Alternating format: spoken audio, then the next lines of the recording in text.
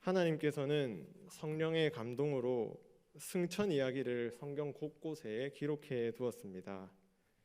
에녹의 승천 이야기가 있고 엘리야의 승천, 그리고 그리스도의 승천이 있습니다. 특히 예수님의 승천은 복음의 핵심입니다. 왜냐하면 교회 역사 속에서 사도신경에 하늘에 오르시어라는 이 짧은 문구 안에 복음의 핵심이 요약되어 있기 때문입니다. 그리고 오늘 우리도 하늘에 오르시어 승천을 고백했습니다. 이 승천은 복음이기 때문에 우리 신앙에 중요하고 유익한 교리입니다. 그런데 승천이 주는 유익은 바로 성령님의 오심과 연결됩니다.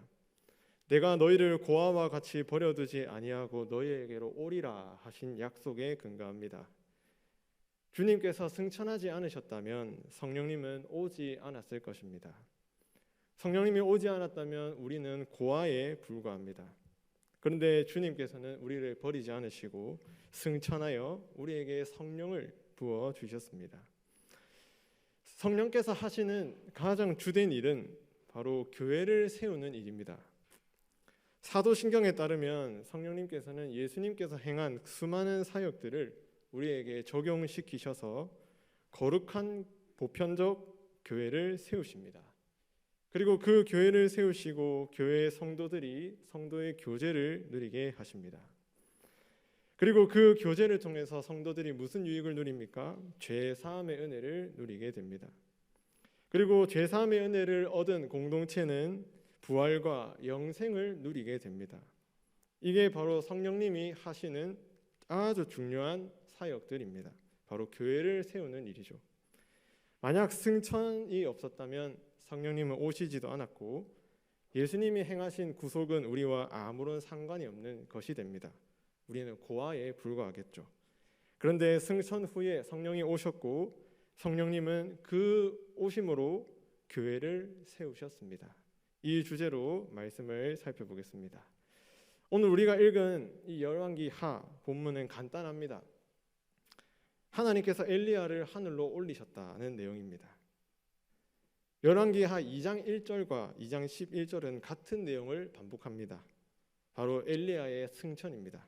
그리고 그 사이에 수미 쌍관법으로 이루어져서 그 사이에는 바로 엘리야의 승천과 관련된 이야기를 하고 있습니다. 승천 전에 엘리야의 제자였던 엘리사는 당신의 성령이 하시는 역사가 갑절이나 내게 있게 하소서 이렇게 간구했습니다. 그때 엘리야는 승천을 목격하면 그러한 일이 이루어질 것이다 말했고 그 말에 따라 엘리사는 승천을 목격했고 약속대로 엘리사에게 성령이 임했습니다. 성령이 임하자 엘리사도 엘리야처럼 겉옷으로 요단강을 치니 그 요단강이 두 개로 갈라졌습니다. 그리고 성령이 엘리사에게 임했다는 것을 본 제자들은 이렇게 고백했습니다. 15절에 보면 엘리야의 성령이 하시는 역사가 엘리사 위에 머물렀다. 성령께서 정말 엘리사에게 임했고 엘리사에게 성령의 능력이 나타났고 그것을 본 제자들은 그것을 확증하고 바라보게 되었습니다. 이를 통해 엘리야의 직무는 엘리사에게 승계되었고 공식적으로 성령님은 엘리사와 함께 하셨습니다. 성령님께서는 엘리사에게 임하시고 어떤 사역을 감당하셨을까요? 구약 성경에 따르면 성령께서 선지자를 통해서 하신 일은 주로 세 가지입니다. 첫 번째는 하나님의 임재를 깊이 체험하게 하시고 하나님의 직무를 잘 감당할 능력을 부여하셨습니다. 바로 성령 충만입니다. 선지자는 성령으로 충만한 사람이었습니다. 선지자는 하나님의 입입니다. 그러니까 성령으로 충만해야만 하나님의 메시지를 백성들에게 정확하게 전달할 수 있었습니다. 또한 선지자가 직무를 감당하려면 성령의 능력도 필요했습니다. 그래서 하나님은 이 선지자를 성령으로 굳게 붙드시고 하나님의 영으로 충만케 하셨습니다. 두 번째 성령이 하신 일은 선지자의 입을 통하여 하나님의 말씀을 선포하셨습니다. 열왕기 상하는 하나의 책입니다. 그런데 그 책의 중심에는 선지자 이야기가 담겨 있습니다. 하나는 엘리야 이야기, 그리고 두 번째는 엘리사 이야기. 그 구조를 한번 살펴보면 이렇습니다. 당시는 왕정 시대인데 앞에는 통일왕국 시대, 그리고 분열왕국 시대, 그 다음 엘리야 엘리사 이야기, 그리고 분열왕국 시대, 그리고 남유다 이야기. 그러니까 저 중심에는 뭐가 있습니까? 열왕기 구조의 중심에는 선지자가 있었습니다. 이게 무엇을 의미할까요? 바로 왕이 이스라엘을 통치하긴 하지만 하나님의 말씀대로 이스라엘을 다스리고 통치해야 한다는 것을 보여주고 있는 것입니다. 열왕기 하 3장에 보면 유다와 이스라엘이 연합을 맺고 모압과 전쟁을 벌이게 됩니다. 이때 유다 왕 여호사밧은 전쟁에 나가기 앞서서 하나님의 말씀을 듣기 위해 엘리사를 찾았습니다. 왜냐하면 엘리사와 하나님의 말씀이 함께 있기 때문입니다. 그러면서 여호사밧 왕은 이렇게 엘리사를 표현했습니다. 여호와의 말씀이 그에게 있도다. 여호와의 말씀이 그에게 있도다. 이렇게 말했죠. 그러니까 선지자의 두 번째 직무는 하나님의 입으로서 하나님의 말씀을 선포한 것입니다. 셋째는 선지자는 표적을 행했습니다. 성령이 임한 후 엘리사는 수많은 표적을 행했습니다. 4장에서 7장까지가 그 표적과 관련된 내용입니다. 과부의 기름 그릇이 넘치게 하시고 수넴 여인의 태를 열고, 그리고 그 아들이 죽었을 때 다시 살리셨고, 흉년 때에 독이 든 국을 제자들이 먹을 수 있도록 만드셨고, 그리고 보리떡 20개로 100명을 먹이셨고, 나아만의 나병을 고치고 쇠도끼를 떠오르게 하고 아람 군대를 물리쳤습니다. 이것들이 선지자가 행한 표적입니다. 이 표적이 보여주는 바가 무엇이겠습니까? 단순히 기적을 행했구나라는 것을 보여주는 게 아니라 선지자의 입에 있는 말씀이 정말로 진실하다는 것을 표적을 통해서 나타내신 것입니다. 하나님이 엘리야를 통해 하신 말씀을 믿고 순종하면 표적이 일어나고, 믿고 순종하면 하나님의 역사가 나타난다는 것을 보여주는 것이죠. 이처럼 성령님은 구약의 교회를 세우셨습니다. 엘리야가 승천한 후 성령이 임하시고 성령님은 엘리사를 통해서 교회를 세워가셨습니다. 엘리사를 성령으로 충만케 하시고 그의 입에 말씀을 주시고 그 말씀의 진실성을 표적으로 확증해 주셨습니다. 임하고 말씀하시고 확증하신 것이죠. 당시 이스라엘 백성들은 아합과 이세벨의 영향으로 바알과 아세라를 숭배했습니다. 그럼에도 그들은 너무 잘 살았고 경제적으로 부유했습니다. 겉으로는 너무 잘 살고 부유한데 영적으로는 하나님을 떠나 있었습니다. 그런데 문제는 하나님의 말씀대로 백성들을 통치해야 할 왕이 하나님의 말씀을 저버렸다는 것입니다. 왕이 백성들을 제대로 돌보지 않고 율법대로 통치하지 않으니 성령님은 선지자의 입을 통해 백성들에게 말씀하시고 하나님의 뜻을 계시하시고 그 교회를 세워 가셨던 것입니다. 엘리야의 승천을 통해 우리는 무엇을 알 수 있습니까? 성령님이 임하셨다는 것입니다. 성령님이 임하셔서 어떤 일을 하셨습니까? 교회를 세우셨습니다. 이처럼 성령님은 교회를 세우는데 열심을 가지고 계십니다. 그런데 이 엘리야의 승천은 그리스도의 승천을 예표합니다. 그리스도께서도 승천하기 전에 제자들에게 말씀하셨습니다. 아버지께서 약속하신 것을 기다리라. 너희는 몇 날이 못되어 성령으로 세례를 받으리라. 예수님이 승천하신 후 성령이 임하겠다 하는 것이죠. 그리고 엘리사처럼 제자들도 예수 그리스도의 승천을 쳐다보았습니다. 예수님께서 하늘로 오르실 때 사라질 때까지 끝까지 쳐다보고 있었습니다. 그 후에 성령님이 그들 가운데 임하신 것입니다. 엘리야의 승천 후에 성령이 임하셨고 그리스도의 승천 후에 성령이 제자들에게 임한 것입니다. 오순절에 임한 성령님은 어떤 일을 하셨을까요? 신약 교회를 세우셨습니다. 그런데 신약 교회를 어떻게 세우셨을까요? 성령이 임하시니 역사가 일어났습니다. 모인 자들이 성령으로 충만함을 받고 또 성령님께서는 하나님의 말씀을 전하는 설교자를 세우시고 설교를 들을 수 있는 청중들을 불러 모으셨습니다. 성령님이 행한 가장 큰 표적이 무엇입니까? 설교를 각 나라의 방언으로 들었다는 것입니다. 사도는 히브리어로 설교를 하는데 듣는 사람들은 각 나라의 언어로 그 설교를 들을 수 있었습니다. 하나님의 말씀을 들은 것이죠. 이것처럼 더 큰 표적이 어디 있겠습니까? 이러한 사역들의 본질은 성령님께서 신약 교회를 세우셨다는 것입니다. 성령으로 충만케 하시고 설교로 하나님의 말씀을 선포하시고 표적을 행하신 것이죠. 청중들을 부르시고 설교자를 세우시고 방언으로 설교를 듣게 하는 것, 이게 바로 성령님의 첫 번째 사역이었습니다. 이러한 성령님의 사역은 베드로의 설교 속에 분명하게 나타납니다. 베드로의 설교는 아주 간단 명료합니다. 구약 성경 한 구절을 읽고 그것을 예수 그리스도께 적용시켰습니다. 한번 보시겠습니다. 베드로의 설교의 구조입니다. 베드로는 먼저 요엘서를 봉독했고 그리고 그리스도의 죽음과 연결시켰습니다. 그리고 시편을 봉독하고 그리스도의 부활과 연결시켰습니다. 또 시편을 봉독하고 그리스도의 승천과 연결시켰습니다. 첫 번째 베드로의 설교 대지를 한번 보겠습니다. 한번 넘겨주시겠습니까? 베드로의 첫 번째 대지는 이렇습니다. 지금 일어난 이 놀라운 일, 성령이 임하고 방언을 듣는 이 놀라운 일은 요엘 선지자가 예언한 것이다. 2. 그런데 놀라운 일이 일어나기 전에 하나님의 심판이 있을 것을 약속했다. 3. 그 심판이 누구에게 시행되었는가? 예수 그리스도께 시행되었다.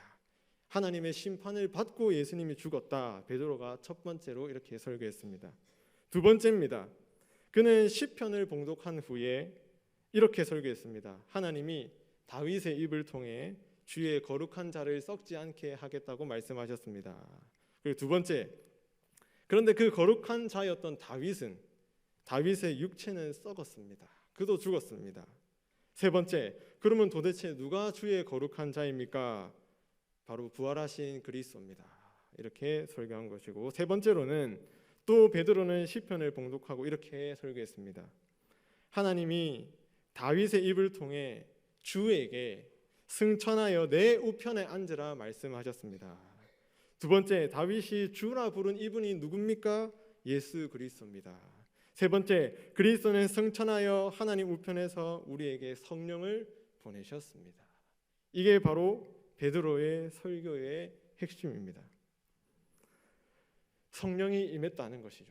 누구를 통해서 임하셨습니까? 그리스도의 승천을 통해서 성령이 임하셨다는 사실입니다. 임하신 성령님께서는 말씀하시고 그 신약 교회에게 어떤 말씀을 선포하셨습니까? 그 중심에는 예수 그리스도가 있었습니다. 그리스도의 죽음, 그리스도의 부활, 그리스도의 승천입니다. 이 말씀을 통해서 성령님은 신약 교회를 세워가셨습니다. 오순절에 임한 성령님의 첫 번째 사역은 청중을 모으고 설교자를 세우시고 오직 예수 그리스도만을 선포하셨다는 것입니다. 이 말씀으로 인해서 신약 교회는 부흥하고 성장하고 그 세력이 더 확장되어 갔습니다. 사도행전에서 주된 키가 있습니다. 교회가 성장한다는 건데 총 5번 나옵니다. 한번 살펴보겠습니다. 사도행전 6장 7절입니다. 하나님의 말씀이 점점 왕성하여. 성령께서 설교하신 그 내용이 어떻게 됐습니까? 신약 교회를 세워가는데 말씀이 그들 가운데 흥왕했다고 말씀합니다. 9장 31절입니다. 그 말씀으로 성령님은 교회를 위로해 주셨습니다. 12장 24절입니다. 하나님의 말씀은 흥왕하여. 16장 5절, 말씀이 흥왕하니까 어떤 일이 일어나겠습니까? 교회가 믿음이 더 굳건해지고. 19장 20절입니다. 말씀이 흥왕하니 말씀이 힘이 있고 흥왕하여 세력까지 얻었다고 합니다. 그러니까 신약 교회는 성령님께 딱 붙들려서 하나님의 말씀이 그들을 사로잡고 있었던 것입니다. 예수 그리스도의 복음이 그들을 사로잡은 것이죠. 승천하신 주님께서 성령을 보내셨고 성령이 임하여 성령님이 하신 주된 일이 바로 말씀을 선포하는 일이었습니다. 성령님은 유대인들에게 말씀하기 위해서 베드로를 부르셨고 이방인들에게 말씀하시기 위해서 바울을 세워주셨습니다. 베드로와 바울 이 둘을 통해서 복음이 유대에서부터 사마리아 그리고 땅 끝까지 전파되게 됩니다. 성령님은 그들을 통해서 오직 하나만 선포하셨습니다. 바로 예수 그리스도입니다. 이와 더불어서 성령님은 그들에게 베드로와 바울에게 표적이 나타나게 하셔서 그 말씀이 진실되고 그 말씀이 정말 하나님의 말씀임을 확증까지 해주셨습니다. 그 결과 말씀이 교회에 왕성하고 흥왕하고 세력을 얻었습니다. 그 결과 교회의 믿음은 더 굳건해지고 교회의 수가 더 늘어나게 된 것입니다. 이 말씀, 승천과 성령님의 오심의 이 말씀을 이제 우리에게 적용하겠습니다. 첫 번째로 교회는 성령님의 임재와 충만함을 간구해야 합니다. 왜냐하면 부활하신 주님께서 우리에게 이미 성령을 부어주셨기 때문입니다. 그런데 성령 충만은 나 혼자 내가 은혜를 받고 충만하게 되는 것도 포함되지만 그것만이 성령 충만이 아닙니다. 성령님은 한 개인에게 임한 것이 아니라 공동체에게 임하셨습니다. 그러니까 성령님은 공동체를 충만하게 하시는 그런 분이십니다. 성령님이 엘리사에게 임한 것은 구약 교회를 충만하게 하기 위해서 하신 것이고 오순절에 임한 성령님께서는 공동체에게 임하신 것이죠. 오늘날도 마찬가지입니다. 우리는 우리 개인의 성령 충만만을 위해서 기도하는 경향이 있습니다만은 물론 그것도 필요합니다. 그러나 우리의 신앙생활은 나 혼자 하는 것이 아니라 우리 공동체가 함께 신앙생활을 하는 것입니다. 만약 혼자 신앙생활 한다면 굳이 교회로 모일 필요가 없을 것입니다. 집에서 유튜브 보면서 신앙생활을 유지하면 되기 때문이죠.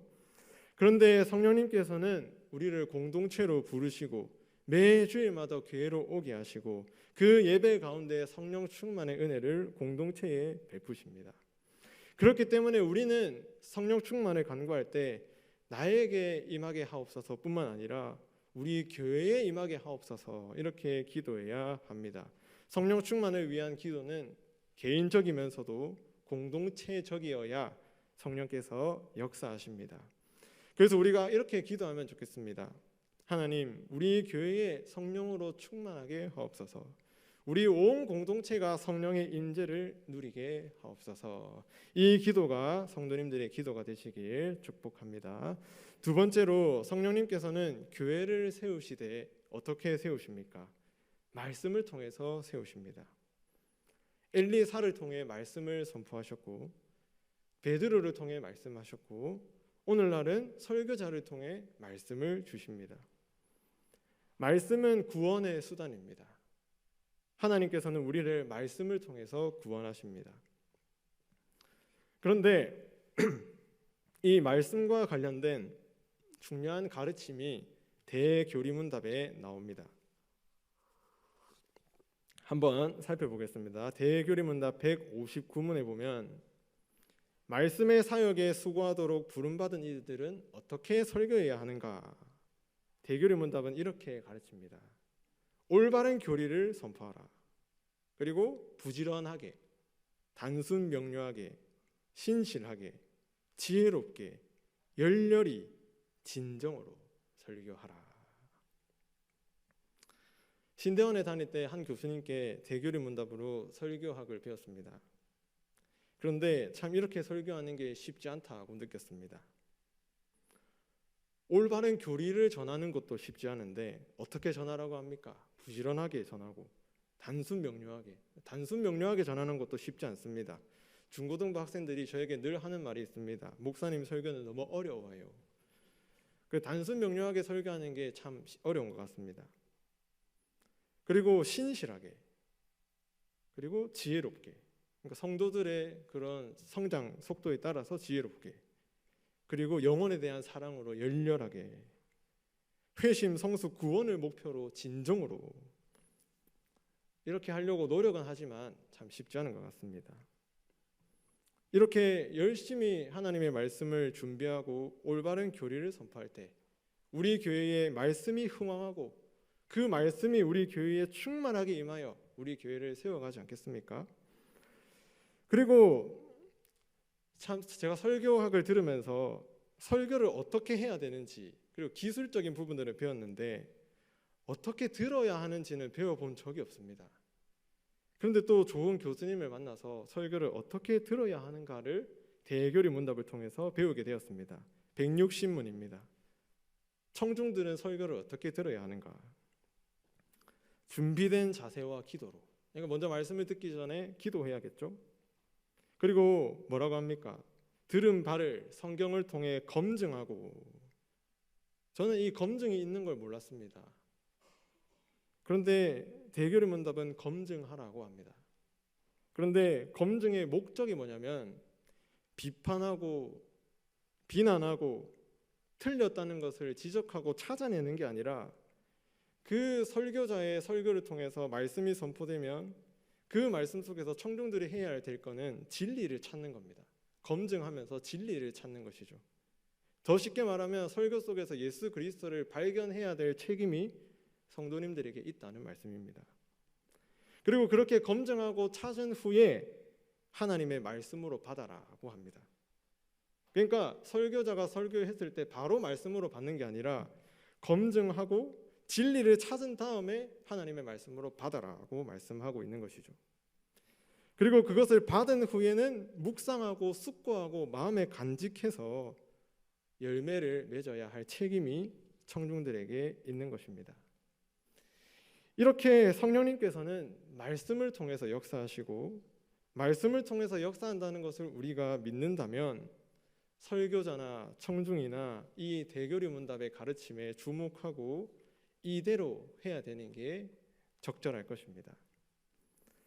우리의 신앙 고백 1장 2항에 보면 이런 말씀이 있습니다. 성경은 우리 신앙과 생활의 유일한 기준이다. 성경, 말씀, 설교 이것이 우리 신앙의 유일한 잣대다 하는 것입니다. 우리의 모든 것들은 다 말씀에 근거해야 합니다. 우리의 신앙도 우리의 삶도 그러합니다. 그때야 하나님의 말씀이 성령을 통해 역사하여 흥왕하고 우리 교회의 세력을 얻고 우리 교회의 믿음이 더 성숙해지며 구원받는 성도들의 수가 나날이 늘어나게 될 것입니다. 세 번째는 표적입니다. 성령님께서는 오늘날 우리에게 표적을 행하십니다. 그런데 이 표적이 무엇일까요? 결국 표적은 기적이 아니라 말씀이 진실되다는 것을 보여주는 겁니다. 하나님의 말씀은 눈에 보이지 않지만 표적은 눈에 보이는 것입니다. 오늘날 표적이 무엇일까요? 바로 성례입니다. 선지자들이 행한 표적과 사도들이 행한 표적은 영어로 사인이라고 하는데 그 사인은 바로 성례, 우리가 구원받았다는 것의 사인이자 인이다, 표이자 인이다 이렇게 말씀합니다. 왜냐하면 그런 것들 우리 눈에 보이지 않습니까? 세례는 우리가 그리스도와 연합되었고 죄사함 받았고 거듭났고 하나님의 아들이 되었고 영생을 얻었다는 표입니다. 표적이죠. 사람은 절대 변하지 않는다는 말이 있지 않습니까? 그런데 말씀을 선포하고 그 말씀이 역사하면 바뀝니다. 그게 표적이 아니겠습니까? 그거를 세례를 통해 우리는 눈으로 보게 되는 것이죠. 그리고 성찬도 마찬가지입니다. 성찬도 우리가 하나님의 공동체에 들어와 있고 우리가 영적으로 주님의 살과 피를 먹고 마시고 있다는 표적입니다. 표인 것이죠. 이처럼 성령님께서는 오늘날도 우리에게 성례라는 그 표적들을 행하여 우리에게 영적 은혜를 공급하고 있습니다. 오늘 수많은 전도 대상자들이 우리 교회를 방문하였는데 그들이 말씀을 듣고 그 말씀이 그들에게 세력을 얻어 그들도 우리처럼 세례 교인이 되고 우리 공동체 안에서 수많은 영적 은혜를 공급받으면 얼마나 좋겠습니까? 말씀이 온전하게 선포되고 그 말씀을 확증하는 표적, 성례가 온전하게 실행될 때 교회는 부흥하고 성장하게 될 것입니다. 말씀을 정리하겠습니다. 성령님은 교회 공동체에 임재하여 충만케 하시고 그 말씀으로 교회를 세우시며 세례와 성찬으로 교회의 표적을 행하십니다. 엘리야의 승천으로 성령이 임했고 그리스도의 승천으로 성령이 임했습니다. 이미 우리는 그 성령님을 받은 교회입니다. 그러면 우리는 성령께서 어떻게 교회를 세우는지에 대해서 주목해야 됩니다. 철저하게 하나님의 말씀으로 우리가 붙들려야 합니다. 말씀이 우리 안에 흥왕하고 세력을 얻을 수 있도록 말씀을 간절히 사모해야 합니다. 대교리 문답의 가르침처럼 설교자는 열심히 설교를 준비하고 청중들은 그 설교 속에 진리를 찾아야만 합니다. 말씀이 우리 교회의 세력을 얻고 흥왕하고 우리 교회를 인도하시도록 우리는 늘 말씀을 사모해야 하겠습니다. 특별히 하나님께서는 매주일 그 일을 담임 목사님을 통해서 이루고 계십니다. 말씀으로 교회를 세우시기 때문입니다. 하나님, 그 말씀이 우리에게 흥왕하게 하옵소서. 그 말씀이 우리에게 세력을 얻게 하옵소서. 그 말씀이 우리 교회 공동체를 인도하게 하옵소서. 이러한 준비된 마음과 자세가 청중들의 책임일 것입니다. 말씀으로 하나 되고 교회를 세우시는 성령님께 주목해서 사도행전의 교회처럼 우리 교회도 구원받는 자들이 나날이 늘어갔으면 좋겠습니다. 성도님들의 믿음이 더 성숙해지고 그 수가 더 많아지기를 간절히 축복합니다. 이를 위해서는 성령님이 하시는 이 일에 우리가 주목하고 성령으로 충만한 교회, 우리 교회 공동체가 성령으로 충만한 교회가 되기를 나날이 사모해야 되겠습니다. 그런 교회 되기를 간절히 축복합니다. 아멘.